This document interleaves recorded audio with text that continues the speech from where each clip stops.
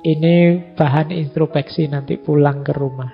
Bahwa kalau ingin kita semakin baik, tumbuh mental spiritual kita, carilah lebih banyak momen-momen hening. Bukan momen-momen ribut dan ramai. Karena di dalam kejernihan kita akan menemukan banyak mutiara-mutiara kebijaksanaan. Dalam keheningan itulah kita akan ketemu dengan diri kita sendiri. Dan dalam keheningan pula kita ketemu teman yang tidak mungkin mengkhianati.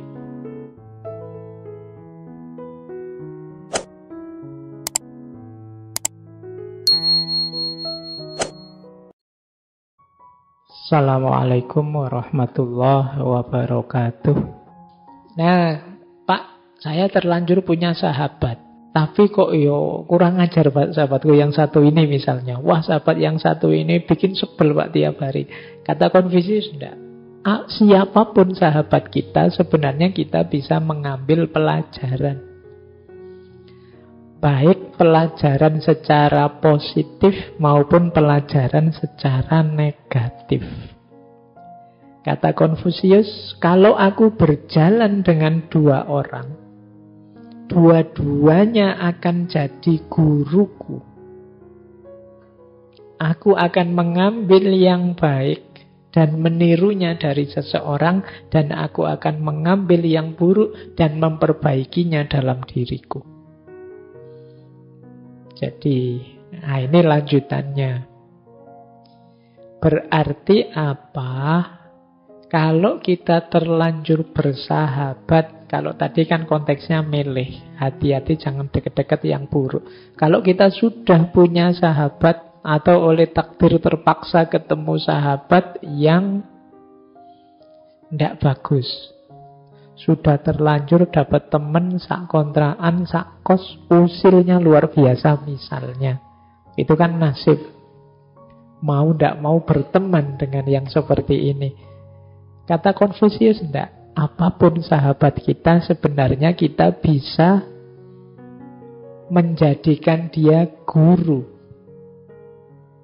Jadi, yang baik dia jadi guru untuk kita tiru, yang buruk dia jadi guru kita untuk introspeksi. Nah, jadi tidak ada orang yang tidak guru. Makanya dulu waktu kita ngaji Ki Hajar Dewantoro itu kalimatnya setiap orang adalah guru. Itu yang komen-komen usil mungkin wah berarti kita belajar juga Pak dari koruptor. Wah berarti kita belajar juga Pak dari maling-maling. Berarti kita baca. Iya. Kalau dari koruptor kita belajar untuk tidak korupsi. Bukan belajar untuk korupsi. Kebalik. Jadi dari orang-orang yang buruk, dari orang-orang yang negatif, kita belajar untuk introspeksi. Aku jangan begitu, jangan-jangan aku juga sudah begitu. Jadi cara berpikirnya begitu. Jadi kalau ada teman nakal, usil, jahat padamu, alhamdulillah dapat pelajaran. Agar aku tidak seperti dirimu. Ternyata maki-maki itu jelek, rasanya tidak enak di telinga. Berarti aku dapat pelajaran untuk tidak begitu. Nah, berarti apa? Kalau setiap orang kita posisikan sebagai guru, tetap ada respeknya. Meskipun kalau itu sahabat kita, jangan lupa tadi rumusnya. Rumus perbaikan. Setelah kita muhasabah tentang diri kita, baru kita mikir perbaikannya. Dinasehatilah teman tadi. Atau gimana caranya dia bisa berubah. Nah, ini tanggung jawab persahabatan. Jangan cuek. Pak, sekarang saya sudah muhasabah, ternyata saya tidak punya kualitas korupsi, berarti beres urusan. Ya enggak, kamu masih punya tanggung jawab. Sahabatmu tadi, ya dinasehati. Cari nasihat yang pas. Cari nasihat yang sesuai tadi ya, dengan yang arif dan bijaksana tadi. Jangan ngasih nasihat yang tidak bijaksana. Misalnya temannya korupsi terus dinasehati, ya hidup ini memang sesuai takdirnya Tuhan. Ya kalau kamu korupsi mungkin memang ketetapannya Allah begitu. Jadi tawakal saja ya. Orang korupsi disuruh tawakal. Ya keliru kan nasihatnya. Nah itu yang arif bijaksana tadi. Sahabat harus ngerti. Jadi inilah dia, siapapun sahabat, dia adalah pelajaran. Jadi ketemu siapapun pelajaran. Tidak ada orang yang tidak guru. Semua orang guru. Bahkan dari yang paling jahat, bahkan dari yang terjahat. Dari Fir'aun, Namrud, Iblis, dan lain sebagainya. Itu kan pelajaran-pelajaran buat kita. Yang baik pelajaran untuk ditiru, yang buruk pelajaran untuk introspeksi. Atau kalau bahasanya Konfusius ini, memperbaikinya dalam diriku. Itu maksudnya introspeksi. Karena jangan-jangan temanku kayak gitu itu ketularan aku. Atau jangan-jangan aku juga punya kualitas seperti itu. Kita itu kan sering nembak keluar padahal sasarannya sebenarnya pasnya ya dalam diri kita sendiri. Kita nasihati orang, kamu itu kalau ngomong mbok yang baik, yang jujur, dasar kamu. Ternyata ya kita persis sama dengan yang kita nasihatkan. Harusnya nasihat itu pertama ke arah kita sendiri. Tapi kita lupa. Jangan-jangan buruknya sahabat kita itu cerminan kita sendiri.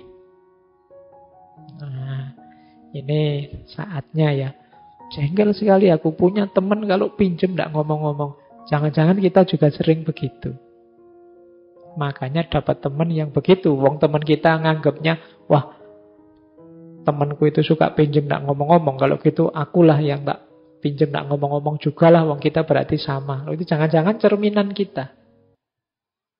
Nah, maka rumusnya Konfusius tadi, selain berdua harus saling memperbaiki, kita juga bisa saling belajar. Siapapun orangnya. Ini rumus penting dalam kita menjalin persahabatan. Baik, kita lanjut lagi. Nah, ini ada quotes. Ketika kita melihat orang-orang yang berharga, kita harus berpikir untuk menyamai mereka. Karena kata Konfusius, belajar yang paling mudah itu imitasi, niru. Jadi kalau kalian bingung cara jadi orang baik gimana ya Pak? Cari orang yang memang baik, tirulah. Ini cara belajar paling mudah. Ada cara belajar yang berat, yaitu mikir sendiri. Ini berat. Jadi mikir hidup ini gimana itu berat, sulit. Jadi tidak usah nekat. Karena ini butuh keahlian, butuh kemampuan, butuh capek, tenaga, dan lain sebagainya. Ada lagi cara belajar ketika kalau ini pahit, yaitu pengalaman. Jadi ada cara belajar meniru, ini paling mudah. Ada cara belajar yang berat, ya berpikir sendiri, berkontemplasi sendiri. Ada cara belajar yang pahit, yaitu nunggu pengalaman. Jadi nunggu pengalaman dapat nilai E dulu baru rajin. Itu kan pahit. Ya, mending sejak awal kamu niru temanmu yang kumlot, ditiru. Itu kan gampang. Caranya gimana sih kamu bisa dapat nilai A? Itu kan tinggal niru. Yang sulit belajar sendiri. Mikir sendiri. Gimana caranya saya dapat nilai A? Itu agak berat. Jadi dalam hidup ini rumusnya 3. Jadi rumusnya orang belajar itu bisa meniru. Ya, itu pengalaman. Jadi ayo. Nah, yang lain harus bisa niru, ada pelajaran. Oke ya. Kalau dipikir sendiri kan mungkin berat itu. Gimana caranya agar gelasnya tertib, ini kan berat. Tapi kalau sudah pengalaman tahu sekarang. Besok mesti kalau mau jalan, hati-hati itu lihat ke bawah. Sudah dapat pelajaran. Nah itu contoh paling mudah. Jadi yang lain niru. Baik, makanya kalau ada yang tanya, Pak, kok ngaji filsafat itu selalu tokoh-tokoh, selalu rujukan-rujukan ke siapa, ke apa? Ya, karena yang lebih mudah itu niru. Kalau saya disuruh mikir sendiri materi sebanyak itu, mungkin sampai sesi ke-5, ke-10 selesai ngaji filsafat. Mikir sendiri berat. Nah, makanya tak pilih strategi niru tokoh-tokoh utama, tokoh-tokoh besar. Apalagi mengandalkan pengalaman, bos. Malah tidak ada materinya nanti. Pengalamanku sempit sekali, tidak penting mungkin. Jadi, oke ya. Makanya kalau ketemu orang-orang utama, orang-orang berharga, orang-orang mulia, kita berpikirnya, bagaimana caranya aku bisa niru dia? Aku bisa mengikuti dia. Nah, ini cara paling mudah untuk mengkonstruksi diri, membentuk diri kita. Baik. Nah, sekarang membentuk diri. Orang yang paling ideal untuk dijadikan sahabat adalah Junzi. Junzi ini kalau dalam bahasa Inggris sering diterjemahkan sebagai gentleman. Gentleman itu kalau letternya sebenarnya itu saya pakai istilah susilawan. Saya tidak tahu cocok apa enggak. Manusia yang bermoral, bersusila. Saya bilang susilawan, nanti yang perempuan protes, susilawatinya mana, Pak? Karena dia ada budiman, nanti ada yang tanya budiwatinya mana, Pak? Jadi Junzi itu manusia yang berbudi, manusia yang bersusila, manusia yang bijaksana. Lawannya Sioren. Kalau Sioren ini manusia rendah, manusia kecil. Cirinya apa seorang Junzi? Cari sahabat yang punya karakter ini. Yang pertama apa? Memegang teguh kebenaran, kemudian memedomani kesusilaan, tidak ingin menangnya sendiri, dan dapat dipercaya. Nah, kalau punya teman dengan 4 kualitas ini, dekati dia, jadikan sahabat. Jadi punya prinsip karena dia teguh memegang kebenaran, kemudian moralnya bagus, kemudian tidak ingin enaknya sendiri, menangnya sendiri, kemudian dapat dipercaya.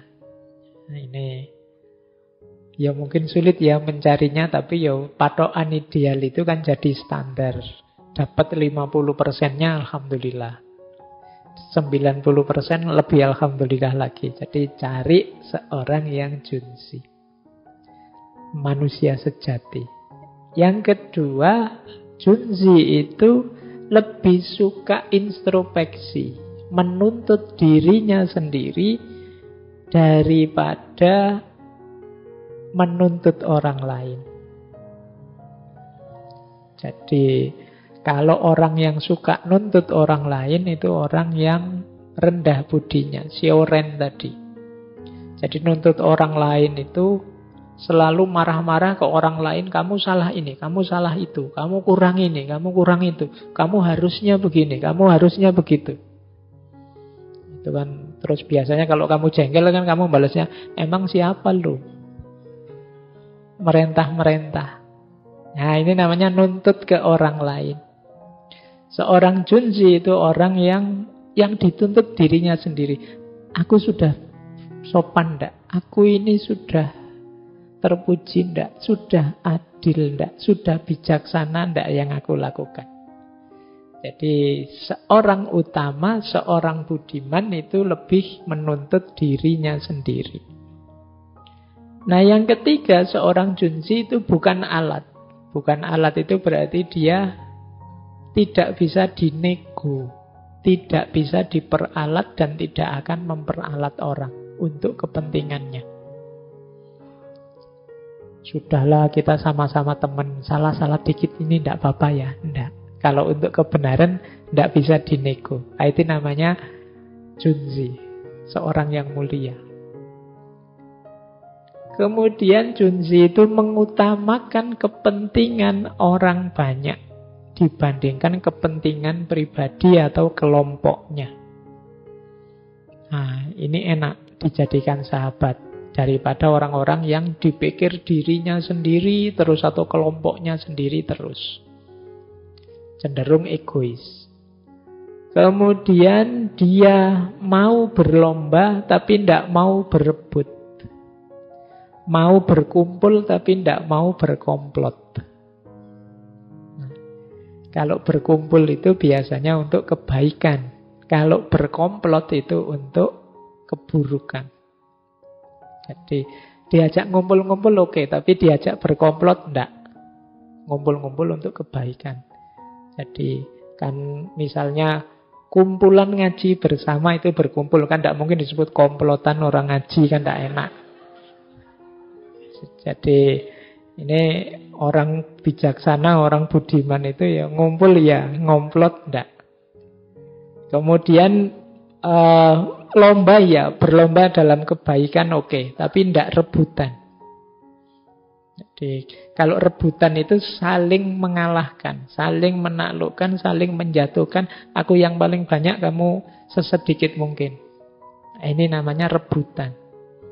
Tapi berlomba ayo. Berlomba itu aku akan lebih baik, aku akan lebih baik darimu. Yang sana juga aku akan tidak mau kalah dalam kebaikan darimu.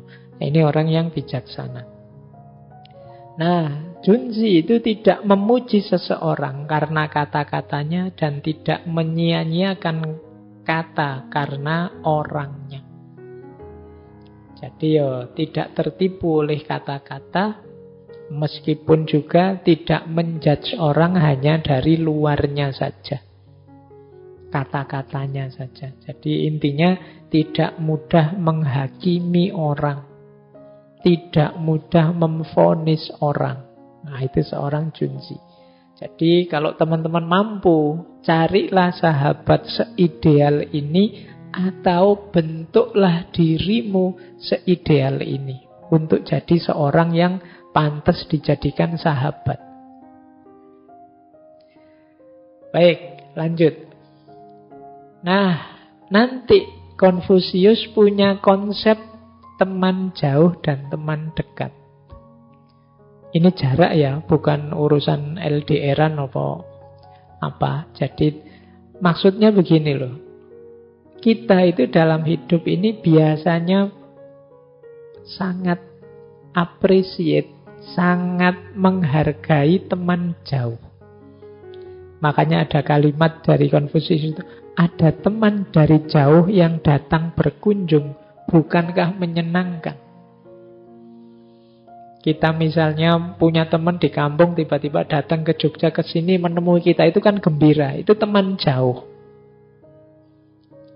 Sebenarnya maksudnya kalimat ini menurut saya, teman yang jauh saja datang begitu menyenangkan. Lah kok kita lupa dengan teman yang dekat? Harusnya lebih menggembirakan.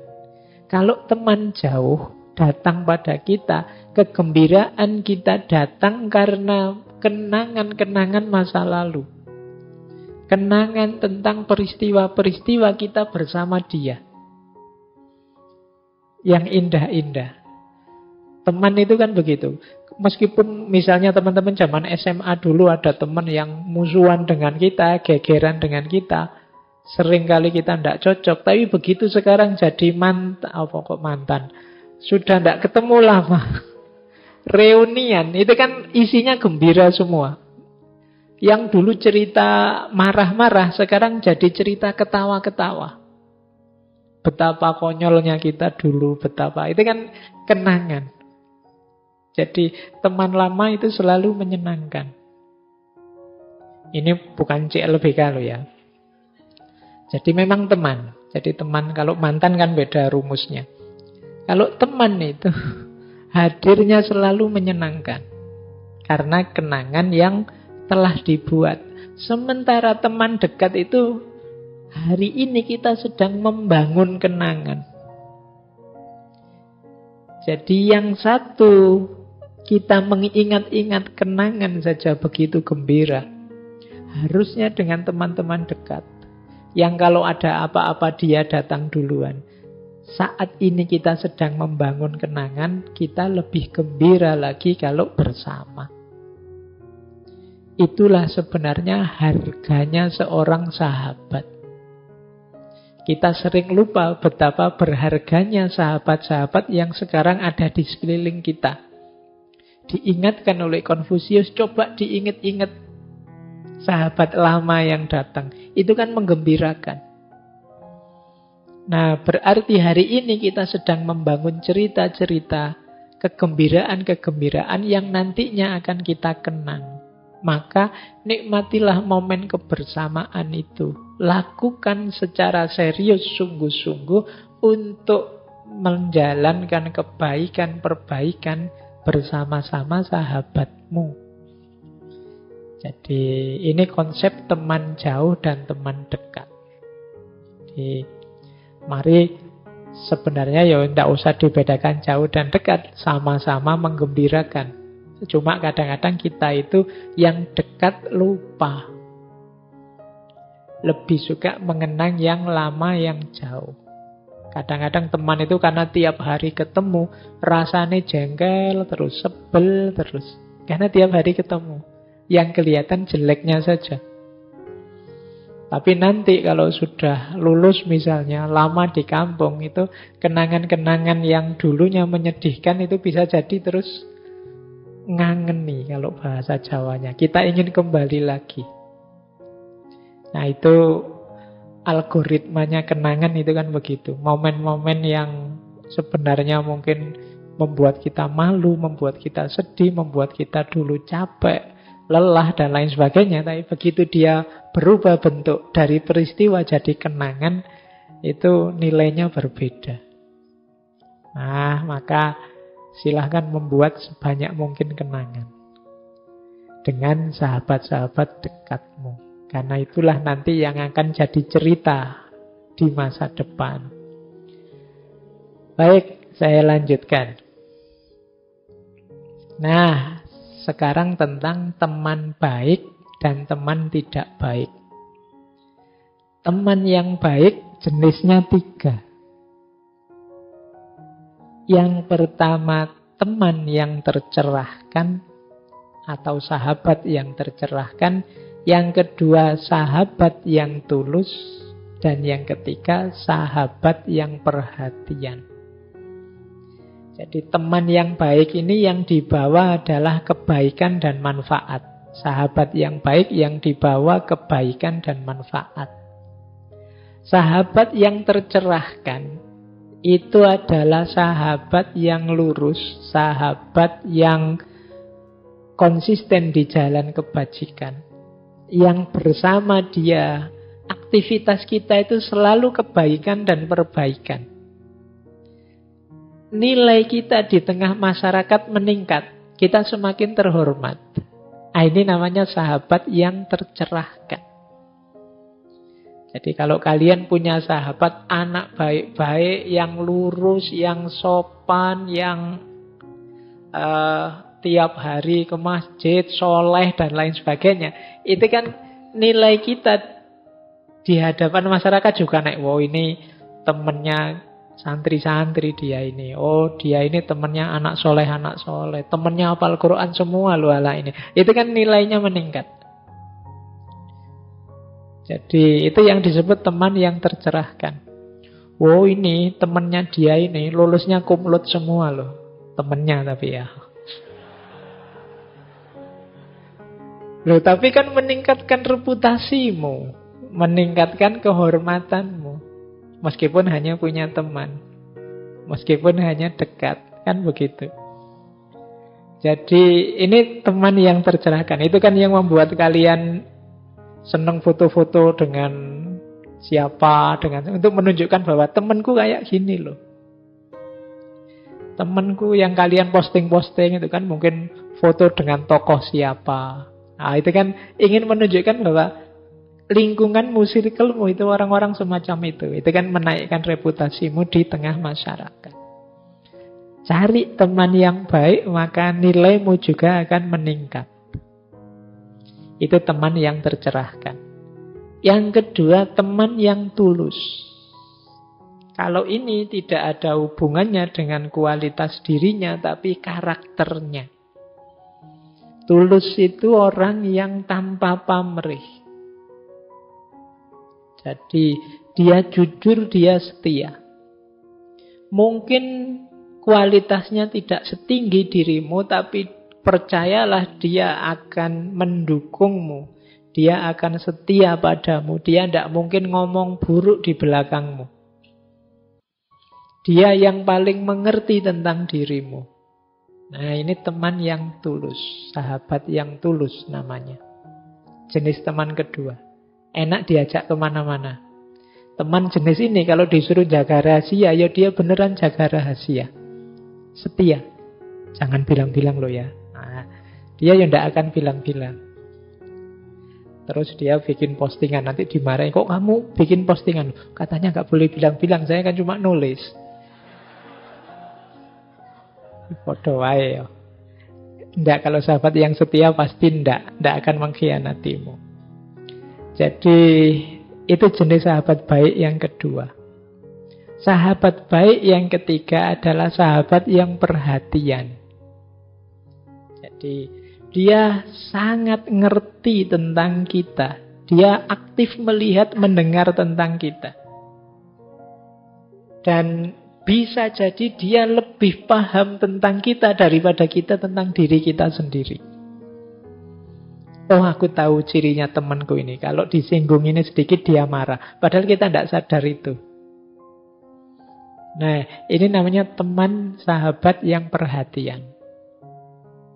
Jadi, teman yang seperti ini itu enak kalau diajak muhasabah. Kalau diajak introspeksi. Coba deh, menurutmu gimana sih aku ini? Nah, ini teman yang perhatian ini, dia bisa menjelaskan banyak. Oh, kamu itu kalau ini begini, kalau ini begitu. Dan tidak ada pretensi untuk menjatuhkan, untuk merendahkan. Tidak. Dia bicara apa adanya demi kita. Demi perbaikan kita.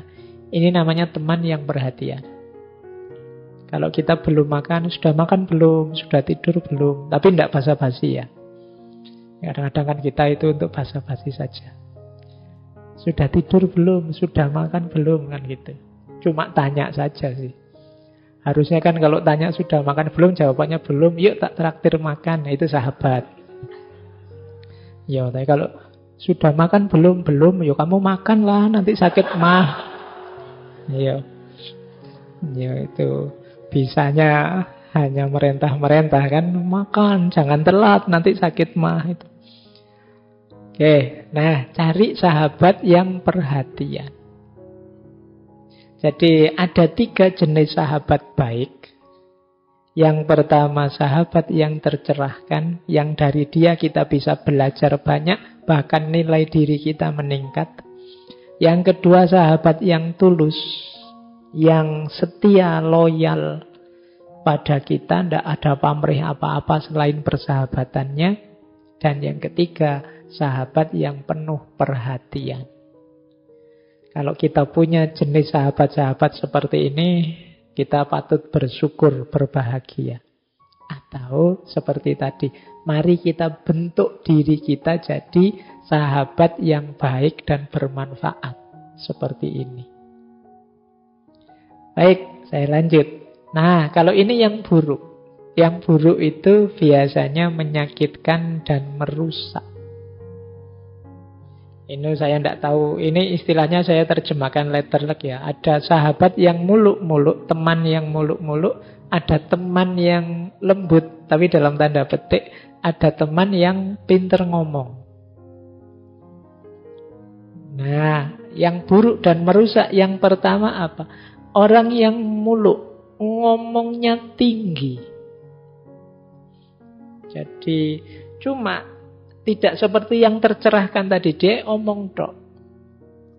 Tiap hari tutur-tutur, wae ngandani kita, kamu enggak ngan begini, jangan begitu, tapi kelakuannya dhewe ndak begitu.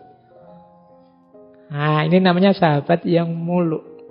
Kata Konfusius ini rada-rada jenis penipu orang-orang munafik. Jadi ngomong dok, muluk-muluk di depan kita, wah kamu itu harus rajin belajar. Nanti nyari beasiswa ke luar negeri, bahasamu ditingkatkan. Tapi yang ngomong sendiri terancam DO.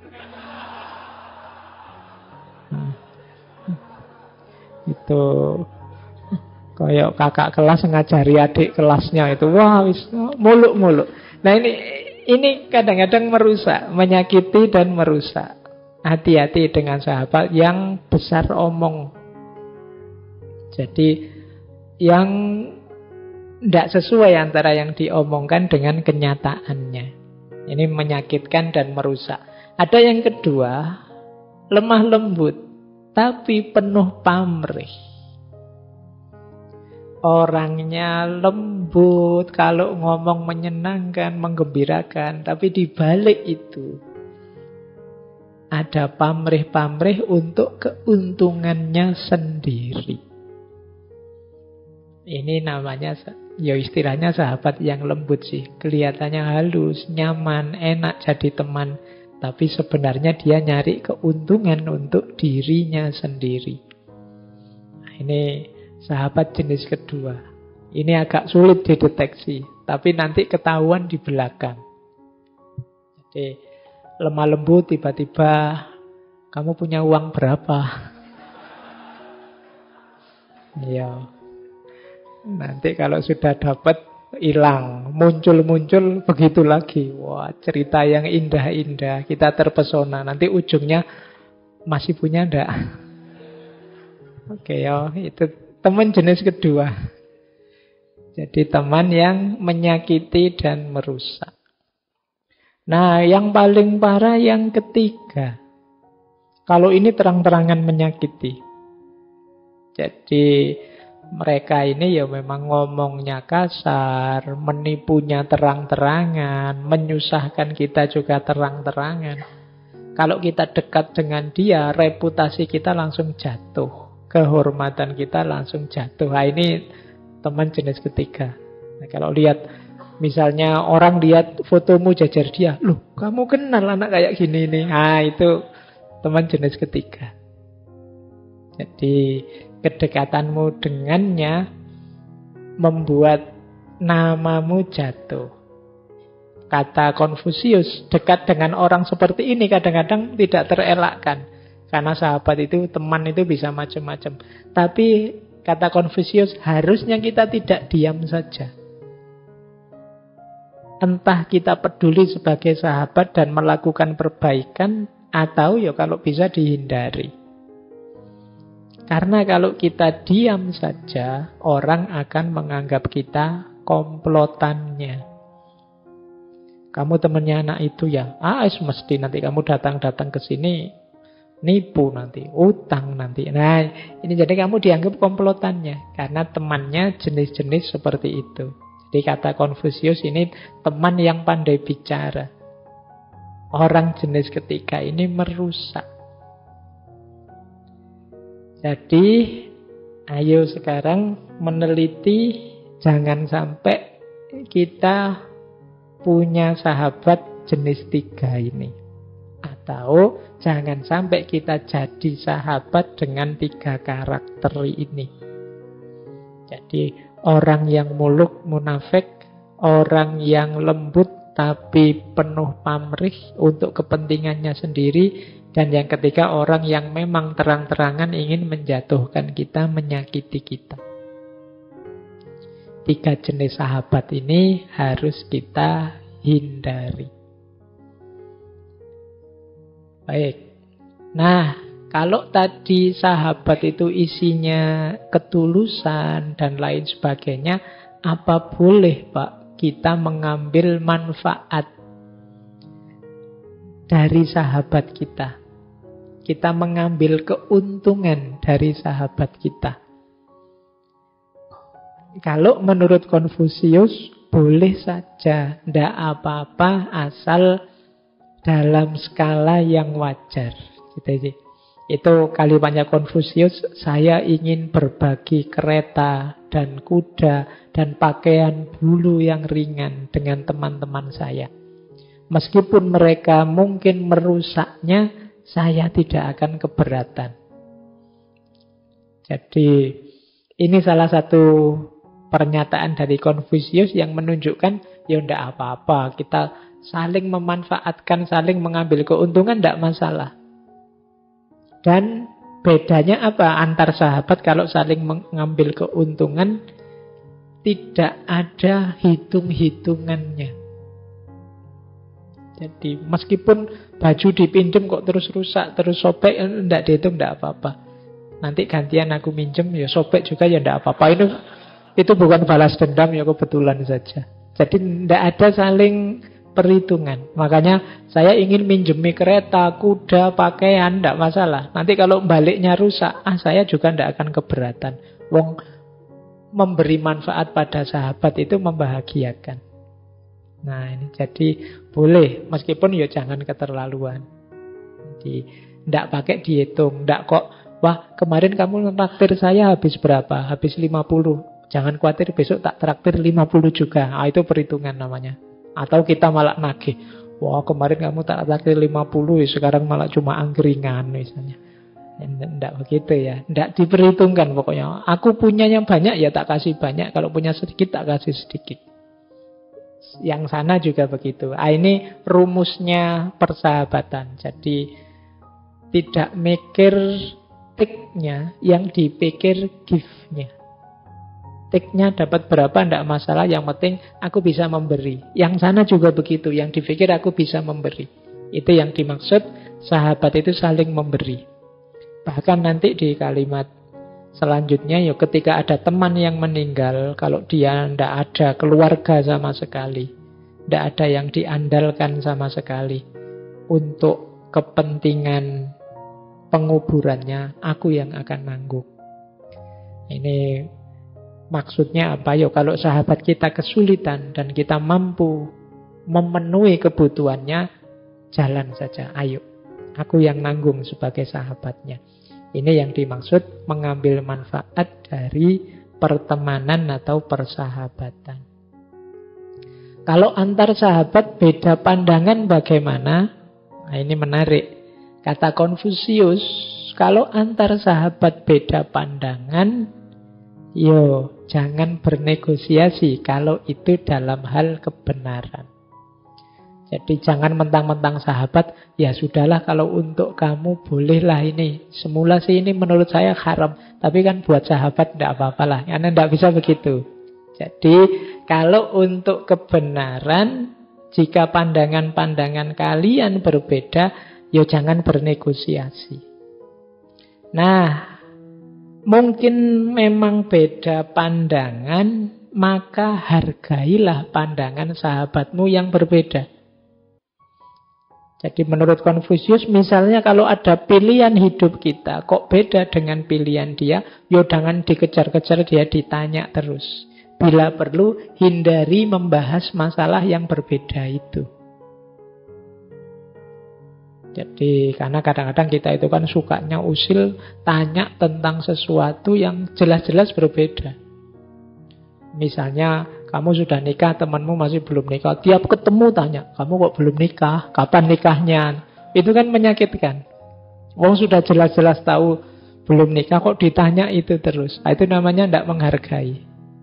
Ya mungkin yang ditanya ketawa-ketawa, tapi saya tahu batinnya. Oke ya. Jadi wong ngerti bener sudah temennya memang terancam DO, ndak lulus-lulus, kok tiap hari tanya, lulusnya kapan? Kapan kamu lulus? Wah itu menyakitkan kan? Kata Konfusius, enggak lah kalau ya hargailah Pak, sikap hidup, pilihan dan pandangan teman. Jangan terlalu panjang berlarut-larut membahas perbedaan di antara kalian.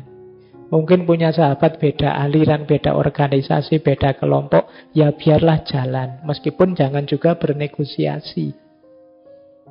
Karena sama teman yang semula menurut saya keliru dianggap benar sajalah. Anda begitu.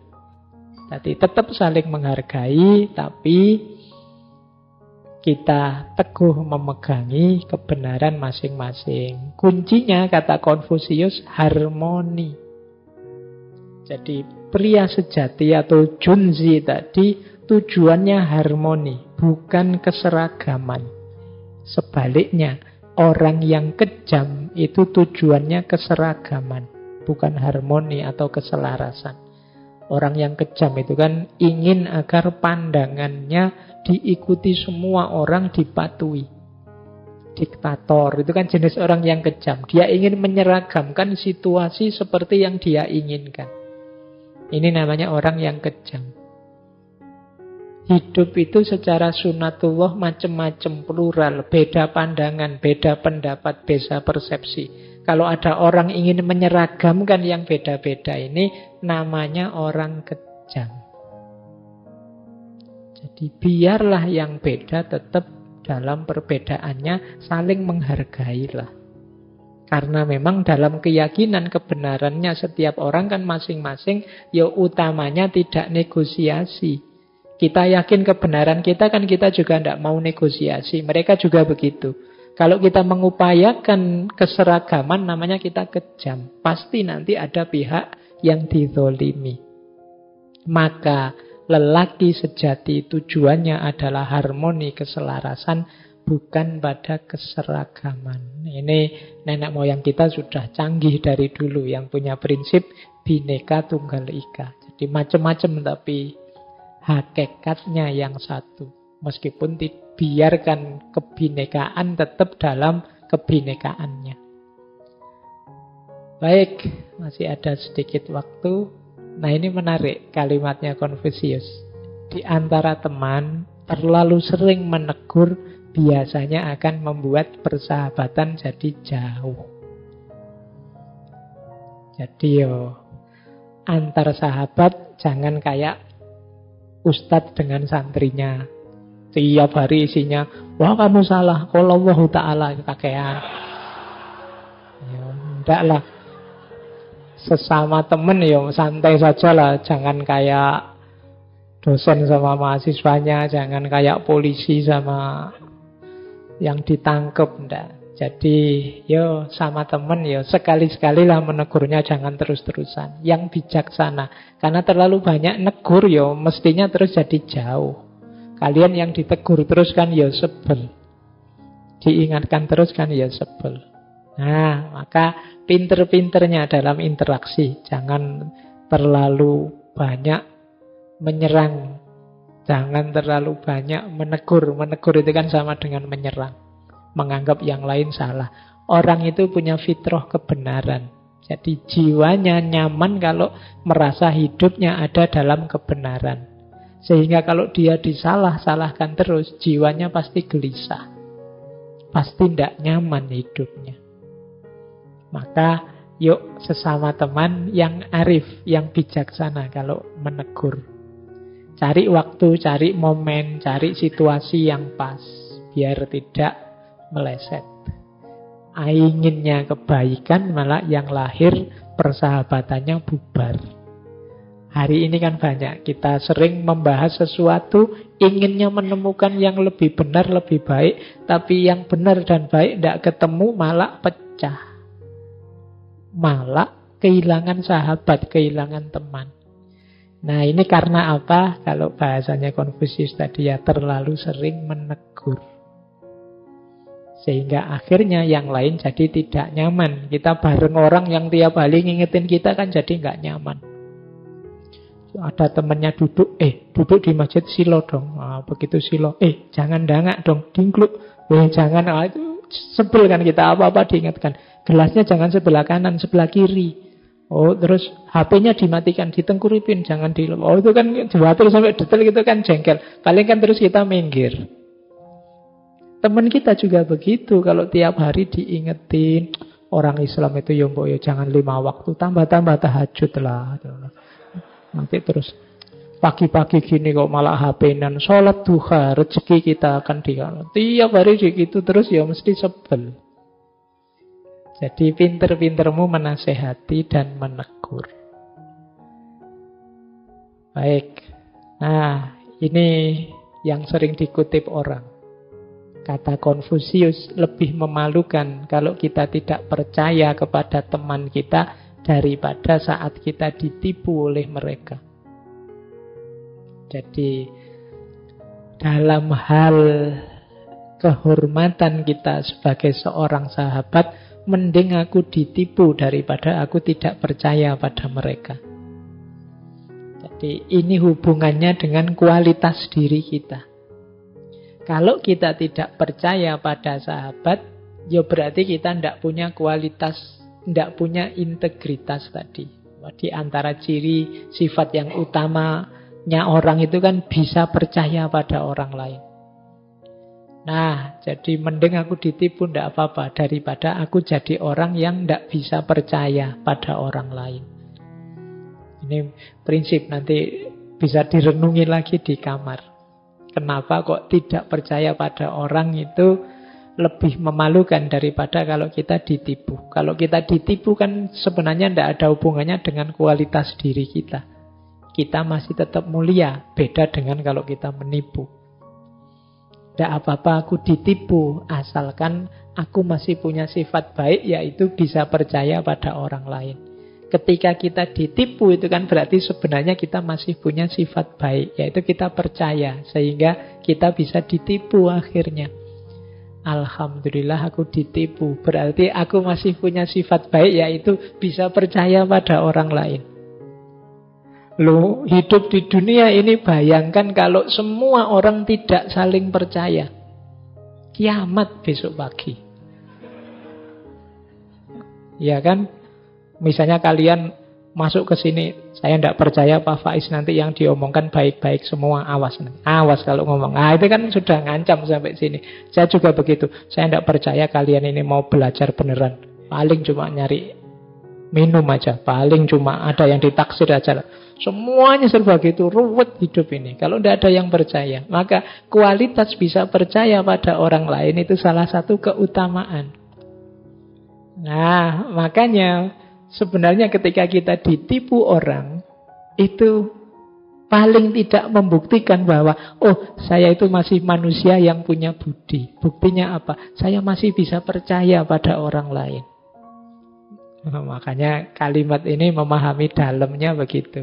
Jadi lebih memalukan kalau kita tidak punya kepercayaan pada teman kita daripada kalau teman kita nipu kita. Ketika kita ditipu teman berarti menunjukkan bahwa kita masih punya kualitas sahabat yang baik. Masih bisa percaya pada orang lain. Baik. Nah, ini menarik. Kalau ini lebih dalam ya. Ini bukan sahabat yang seperti tadi. Lain waktu kita mendalami ini. Kediaman atau keheningan adalah sahabat sejati yang tidak pernah mengkhianati. Ini kapan-kapan lah ya kita membahas tentang hening, kediaman. Ya karena kalau manusia, siapapun dia, keramaian, keriuhan, itu selalu di situ ada potensi pengkhianatan. Tapi dalam keheningan, kita ketemu banyak manfaat, banyak keuntungan, dan tidak mungkin dikhianati. Kediaman kita jarang kita sesali. Yang sering kita sesali kan pas kita banyak ngomong. Jarang kita menyesal, kenapa ya aku kok tidak banyak ngomong, kok tadi aku sering diam. Itu kan kita tidak terlalu menyesalnya, tidak banyak. Tapi aku tadi ngomong apa wae yo, aku tadi banyak ngomong apa. Itu kan sering kita malah menyesal. Maka keheningan itu adalah sahabat sejati yang tidak pernah mengkhianati. Terakhir ini juga agak dalam maknanya. Benih itu tumbuh dalam keheningan, tetapi pohon roboh dengan suara yang hebat. Kehancuran itu nyaring, tetapi pertumbuhan tidak. Inilah kekuatan dari kesunyian. Ini sebenarnya sindiran besar pada kita hari ini. Peradaban kita hari ini adalah peradaban yang modusnya adalah viral dan kehebohan. Jadi kita ingin rame. Jadi kehebohan, kenyaringan. Kita merasa tidak ada kalau kita tidak bersuara. Padahal pertumbuhan itu hening. Sementara kehancuran itu ramai, ribut. Orang belajar itu hening, orang tawuran itu ramai. Jadi kehancuran itu ribut. Makanya mari kita mulai introspeksi deh. Jangan-jangan peradaban kita hari ini yang semakin lama semakin ramai, itu memang ciri-ciri pohon yang roboh. Sebentar lagi hancur. Kalau kita tidak mampu menarik diri sebentar ke dalam keheningan. Kita juga yang terlibat dalam keriuhan-keriuhan yang tidak penting, itu menunjukkan bahwa kita tidak tumbuh. Karena tumbuh itu dalam hening. Tidak tumbuh itu kita tidak semakin baik.